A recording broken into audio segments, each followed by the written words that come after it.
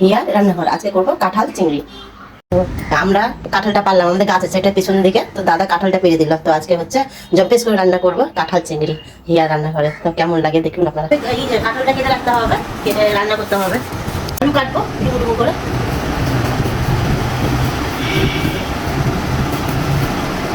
চিংড়ি মাছগুলো একটু বড় ছিল, ওটা 2 পিস করে রেখেছি। তো লবণ হলুদ মাখাতে হবে।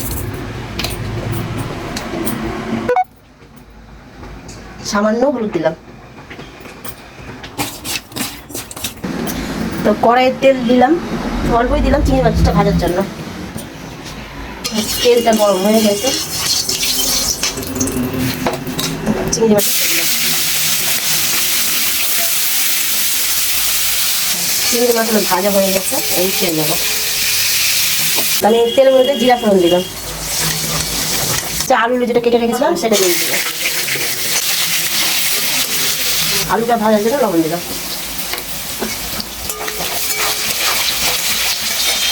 এখানে 3টা পেঁয়াজ আছে, আর 2টো রসুন, আর স্বাদ অনুযায়ী আদা দিয়েছি, একটা টমেটো আর 2 চামচে গোটা জিরা। এটা মিক্সারে বাটবো। তো আলুটা ভাজা হয়ে গেছে, যে কাঁটাটা আমি ভাপে রেখেছিলাম সেটা মধ্যে দিয়ে দিলাম।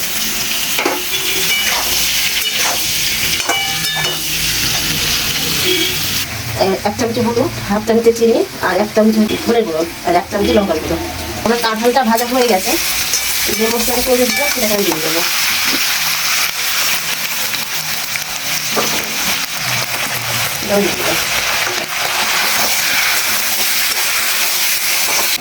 তো মিক্সারের বাড়িটা দিয়ে জল দিলাম।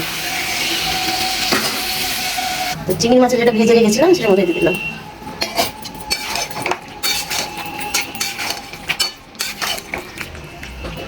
তো পরিমাণ মতো লবণ দিলাম। আলু ভাজাতে লবণ টবণ দেওয়া হয়েছিল। 2টো তেজপাতা দিলাম, আর 2টো কাঁচা লঙ্কা দিলাম। আমার তো কাঁঠাল হয়ে এসছে প্রায়। কাঁঠাল চিংড়ি কেমন হয়েছে জানি না, আপনারও বাড়িটা ট্রাই করবেন। আমার থেকে লাগছে দেখতে। তো লবণ মিষ্টি ঠিকই আছে, একটু হবে।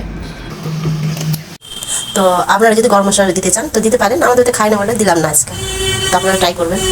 তো আমার তরকারি হয়ে এসছে, আমি নামাবো এবার। তো আপনাদের যদি কাঁঠাল চিংড়ি ভালো লাগে একটা লাইক দেবেন, একটা শেয়ার দেবেন, আর বেশি বেশি কমেন্ট করবেন। বাই।